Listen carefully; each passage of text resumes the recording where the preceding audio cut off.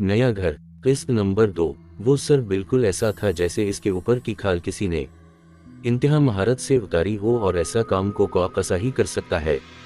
इसने बताया, हम लोग ये सब देखकर बहुत डर गए थे, पर अब्बू ने हंसकर कहा, इसमें डरने वाली तो कोई बात नहीं है। ये इतवार का दिन था, इसलिए हम सब लोग घर ही में थे। मेरा भाई और मैं आसपास किसी परचून की दुकान की तलाश में मोटरसाइकिल पर निकले ताकि कुछ राशन वगैरह ले आएं।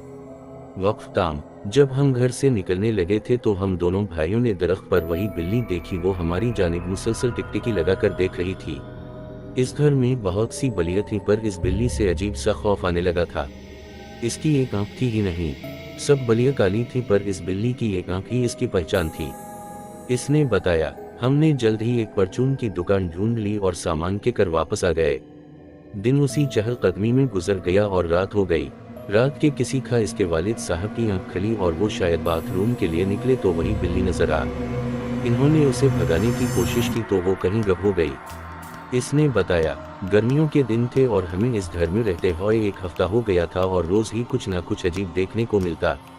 अब वालिद साहब को भी यहाँ किसी पुरस्कार चीज के होने का एहसास हो गया था, पर शायद वो इसलिए खामोश थे कि हमारी फैमिली में एक वही थे जो हम सबको संभाले हुए थे।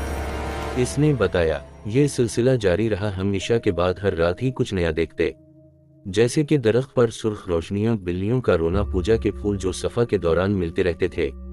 इसने बताया, तलहा सच बताऊं तो अब शायद हमें इस सब की कहीं ना कहीं आदत सी हो गई थी।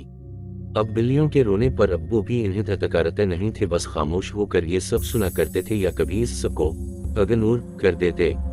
पर एक चीज तो जाहिर थी और वो ये कि हम सब घर वालों का एटीट्यूड काफी बदल गया था। एक रात तो हद ही हो गई। हम सब एक ही कमरे में बैठे हुए थे और किसी जरूरी टॉपिक पर डिस्कशन चल रही थी कि हमें सहन में से नाचने गाने की आवाजें आने लगी। मालूम पड़ता था जैसे कुछ औरतें कुछ गा रही हैं, शायद किसी चीज की खुशी मना रही हैं। हम लोगों के आसपास तो कोई घर था नहीं और घर के बाहर भी कुछ ऐसा नहीं था, तो ये बात वाज़ेह थी कि आवाज सहन से आ रही है। हम लोग इतने खौफजदा हो गए कि इतनी हिम्मत नहीं हो एक बार बाहर जाकर देख लें। मैं खामोशी से इसकी बात सुन रहा था। फिर इसने कहा, जानी आज भी वो सब सोचता हूँ तो रोनगटे खड़े हो जाते हैं। फिर मैंने इससे पूछा, यार तुम लोगों ने आलम से राब्ता क्यों नहीं किया? मेरी इस बात का उसने जवाब नहीं दिया और कहानी आगे बढ़ा। मैंने भी इसरार नहीं किया। इसने बताया, सुबह वालिद साहब मकान मालिक से बात करने उसकी तरफ गए और सारी राम कहानी उसे सुना। पहले तो उसने मानने से इनकार कर दिया और ये बात कह डाली, सूफी साहब आप इस दौर में भी पत्थरों के जमाने की बातें कर रहे हैं। जिस पर वालिद साहब गुस्सा होकर बोले, अल्लाह के बंदे ये सब मैंने अपनी आंखों से देखा और सुना है, तुम अब मुझे झटला रहे हो क्या? मैं तुमसे इतनी दूर सिर्फ मजाक करने आया हूँ। मुझे कोई परेशानी है तो ये सब कह रहा हूँ और अब मैं अपनी बीवी बच्चों को इस अजाब में नहीं रखना चाहता वगैरह। इसने बताया, वालिद साहब की लंबी चौड़ी दास्तान सुनकर इसके मुंह से भी सच निकल गया। इसने बताया कि जो भी इस घर में आता है ज्यादा वक्त नहीं रुकता, पर वहाँ जो कोई भी है किसी को नुकसान नहीं पहुँचाता। आपको ये घर कम पैसों में रेंट पर दिया। अभी उसने इतना ही बोला था कि वालिद साहब ने उसे 2-3 सुना दी और वापस आ गए। इसने बताया, जब वो घर पहुंचे तो वालिदा घर से बाहर खड़ी हो थी। वो बहुत डरी हो थी। मालूम करने पर इन्होंने बताया, मैंने सफा के दौरान बरामदे में एक आदमी को देखा। इसके माथे पर हिंदुओं वाला निशान लगा था।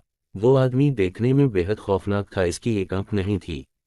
वालिद साहब ने अम्मी को किसी तरह बहलाया और घर ले आए। मैं स्कूल में था जब वालिद साहब और भाई मुझे लेने आए। हम लोग अपनी फूफू की तरफ आ गए जो उसी शहर में रहती थीं।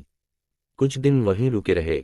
जब नया मकान मिला तो इस मनहूस घर से सब सामान उठाकर दूसरे घर में शिफ्ट हो गए और ये आखिरी बार थी जब मैंने इस घर को देखा था।